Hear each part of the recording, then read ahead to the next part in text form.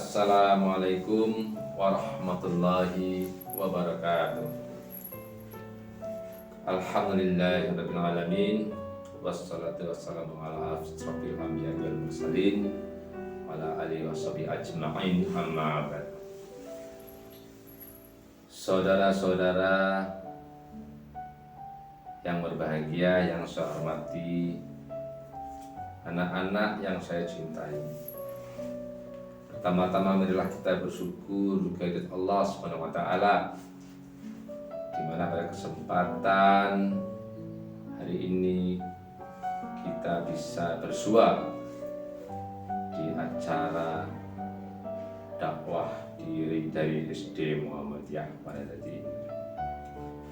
Salawat dan salam dari selalu kita curahkan kepada junjungan kita Nabi besar Muhammad Sallallahu Alaihi Wasallam, keluarga, sahabat serta para pengikutnya yang selalu senantiasa mengikuti sunnah-sunnahnya hingga akhir zaman. Saudara-saudara yang berbahagia, anak-anak yang saya cintai, pada kesempatan ini kami ingin menyampaikan topik tentang nuzulul Quran. Apa sih nuzulul Quran? Nuzulul Quran itu adalah waktu diturunkannya Al-Quran sebagai wahyu dari Allah Subhanahu wa taala kepada Nabi Muhammad sallallahu alaihi wasallam lewat perantara malaikat Jibril. Al-Quran diturunkan pada malam Lailatul Qadar. Al-Quran diturunkan ke bumi pertama kali oleh Allah Subhanahu wa taala melalui malaikat Jibril kepada Nabi Muhammad SAW, yaitu 5 ayat pertama surat Al-Alaq. A'udzu billahi minasyaitonir rajim. Bismillahirrahmanirrahim. Iqra bismi rabbikal ladzi khalaq. Khalaqal insana min 'alaq. Iqra wa rabbukal akram alladzi 'allama bil qalam 'allamal insana ma lam ya'lam. Bacalah yang menyebut nama Tuhanmu yang menciptakan. Dia telah menciptakan manusia dari segumpal darah. Bacalah, dan Tuhanmu lah yang maha pemurah, yang mengajar manusia dengan perantaraan kalam. Dia mengajar kepada manusia apa yang tidak diketahuinya. Itu arti 5 surat Al-Alaq, 5 ayat pertama yang tadi saya bacakan. Ayat ini diturunkan tepatnya di Gua Hira, di mana Gua Hira itu lokasinya berada di lembah kaki bukit atau Jabal Nur di dekat Mekah. 5 ayat surat Al-Alaq ini disampaikan kepada Nabi Muhammad SAW melalui malaikat Jibril, di mana pada saat itu Nabi Muhammad SAW berusia 40 tahun. Dan mulai saat itulah Nabi Muhammad diangkat oleh Allah menjadi Rasul Allah. Sehingga pada mulai umur 40 tahun itulah Nabi Muhammad diutus untuk menyampaikan wahyu kepada Allah. Dan secara berangsur-angsur Al-Quran diturunkan selama 23 tahun, dimulai sejak umur 40 tahun tersebut. Jadi Al-Quran diturunkan secara berangsur-angsur di bumi ini, yang dengan perantaraan malaikat Jibril. Kemudian Al-Quran yang tersebar, yang berangsur-angsur ini diturunkan dan tersebar, dikumpulkan, dibukukan hingga seperti yang sekarang ini. Adapun proses pembukuan ini diawali oleh sahabat Rasulullah, yaitu Abu Bakar Siddiq, yang memerintahkan Zaid bin Thabit yang dikenal sebagai juru tulis Al-Quran di masa Rasulullah SAW. Sebenarnya Rasulullah tidak menyuruh untuk menulis, untuk membukukan, tetapi untuk kemaslahatan sahabat Abu Bakar Siddiq memulai untuk membukukan mushaf-mushaf yang tersebar ini menjadi kitab seperti yang sekarang ini. Tentunya melalui sebuah proses pengumpulan kembali naskah Al-Quran yang masih tersebar ini. Ada yang tercatat di pelepah-pelepah kurma, di keping-kepingan batu, dan dari hafalan para penghafal. Dan pengumpulan mushaf-mushaf yang tersebar ini yang sampai sekarang kita baca adalah hasil dari karya masa kekhalifahan Utsman bin Affan, di mana pada saat itu memberikan tanggung jawab kepada para penulis, yaitu diantaranya adalah Zaid bin Thabit, Abdullah bin Zubair, Sa'id bin As, dan Abdurrahman bin Haris bin Hisham. Saudara-saudara yang saya hormati dan anak-anakku yang saya cintai, pada bulan Ramadan Al-Quran diturunkan. Hal ini kita ketahui seperti yang termaktub dalam Al-Quran surat Al-Baqarah ayat 185.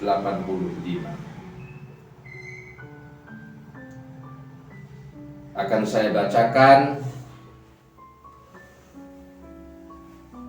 nukilan atau potongan yang menerangkan bahwa Al-Quran diturunkan pada bulan Ramadan. Syahru Ramadan alladzi unzila fihi al-Qur'anu hudan lin-nasi wa bayyinatin minal huda wal furqan.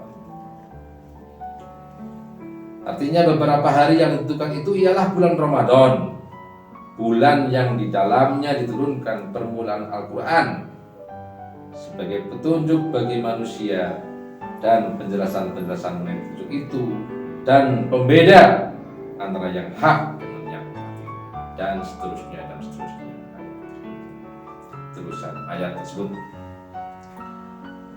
Jadi berdasarkan Al-Quran surat Al-Baqarah ayat 195, jelaslah bahwa Al-Quran diturunkan di bulan Ramadan. Tepatnya kapan? Di malam Lailatul Qadar. Kita kadang memperingati nuzulul Quran, dan peringatan nuzulul Quran diadakan pada tanggal 17 Ramadan. Penetapan tanggal 17 Ramadan yang sering diperingati oleh kita itu merupakan kesepakatan para ulama yang mengacu pada Quran surat Al-Anfal ayat 41.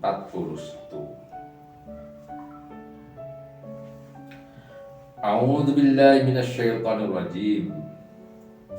Wa'lamu annama ghanimtum min syai'in fa anna lillahi khumusahu walil rasuli walidil qurba wal yatama wal masakini wabnis sabil.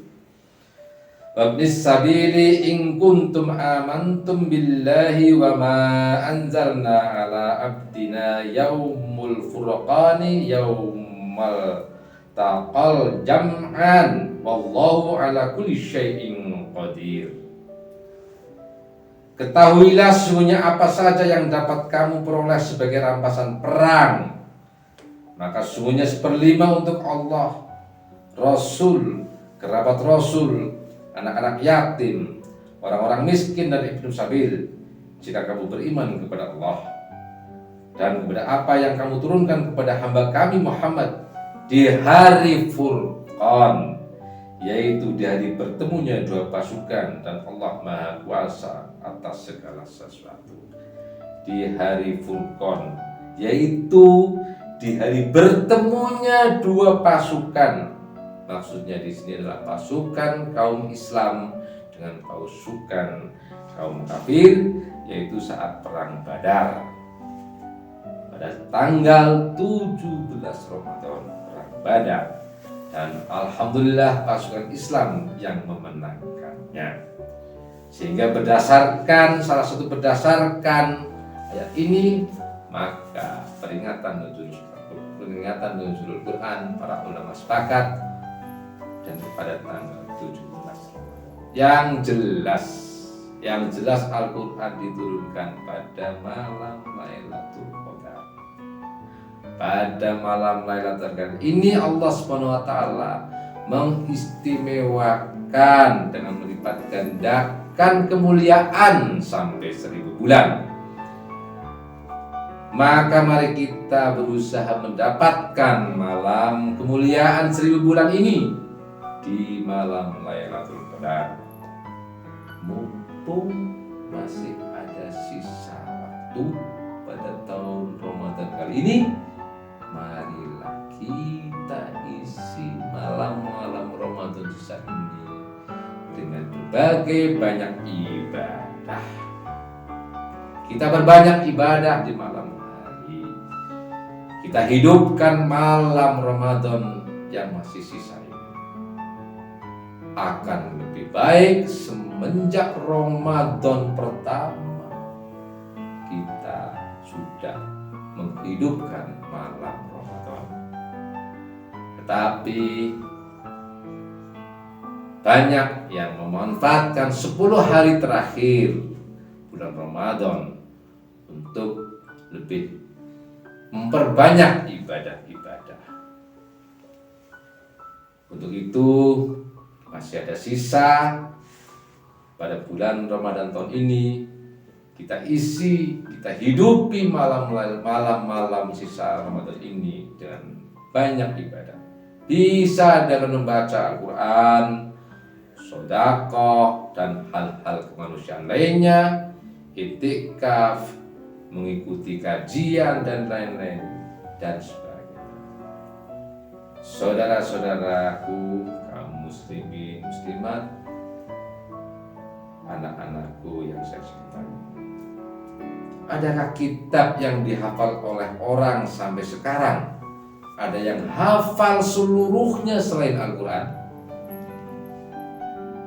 Saya belum pernah dengar selain kitab suci Al-Quran.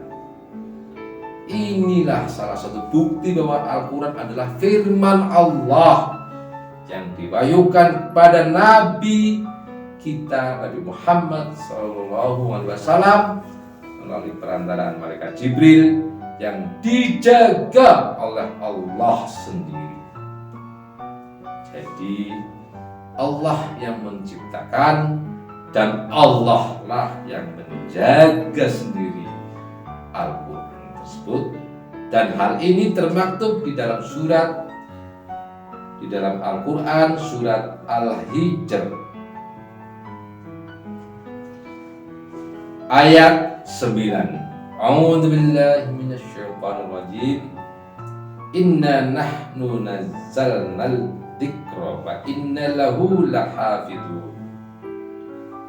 Inna nahnu nazzalna dzikra wa inna lahu lahafidun. Sesungguhnya kamilah yang menurunkan Al-Quran dan sungguhnya kami benar-benar memeliharanya. Ulangi lagi, sesungguhnya kamilah Allah yang menurunkan Al-Quran dan sesungguhnya kami Allah benar-benar memeliharanya. Jadi dijaga langsung oleh Allah Subhanahu wa ta'ala. Jadikanlah Al-Quran sebagai petunjuk atau pedoman kita dalam menghidupi, dalam mengarungi hidup ini. Agar kita di dalam mengarungi, di dalam menjalankan hidup ini, kita mempunyai arah hidup. Sehingga kita selamat dunia dan akhirat. Di samping juga kita mengikuti hadis-hadis atau sunnah-sunnah yang dalam pelaksanaannya.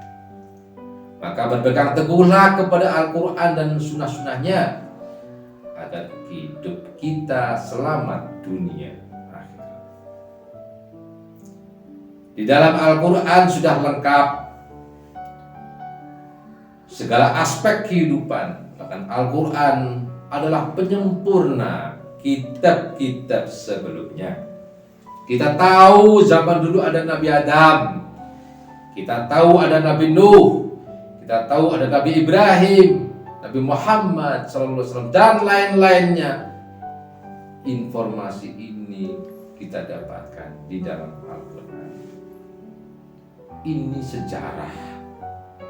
Jadi di dalam Al-Quran pun ada sejarah. Buat apa sejarah itu? Berfungsi sebagai pelajaran. Kita mengambil ibrah, mengambil pelajaran dari kisah-kisah tersebut.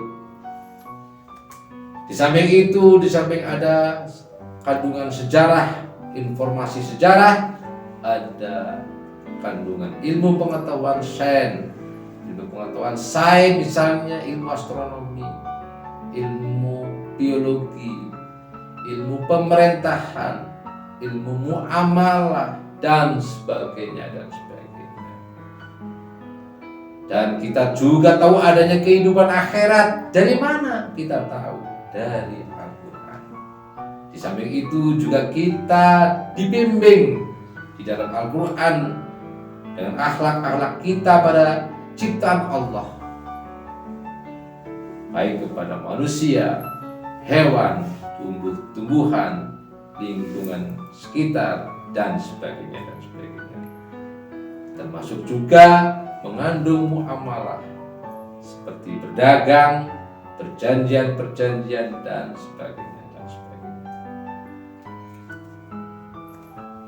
Marilah kita sesering mungkin baca Al-Quran.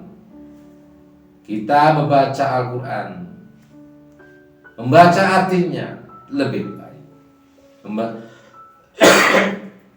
Membaca Al-Quran, membaca artinya, tahu artinya lebih baik. Membaca Al-Quran, tahu artinya, paham maknanya lebih baik.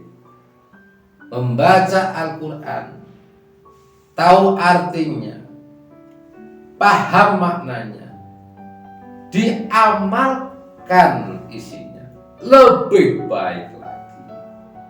Sehingga akan sangat diharapkan, marilah saya mengajak pada diri saya sendiri juga kepada saudara-saudara dan anak-anak yang saya cintai untuk mempelajari Al-Quran, untuk mengetahui artinya, untuk mengetahui maknanya, untuk mengamalkan isi Al-Quran, sehingga hidup kita terarah dan kita dengan berpegang teguh kepada Al-Quran dan Sunnah, kita bisa hidup selamat dunia. Mudah-mudahan Ramadan tahun ini kita bisa meraih ampunan dari Allah SWT. Kita meraih barokah dari bulan Ramadan dari Allah SWT, dan mudah-mudahan bisa meningkatkan takwa kita kepada Allah SWT.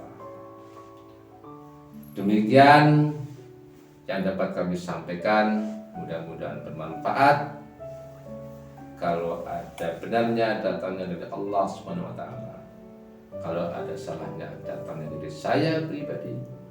Astagfirullah, astagfirullah, astagfirullah. Billahi taufiq wal hidayah. Assalamualaikum warahmatullahi wabarakatuh.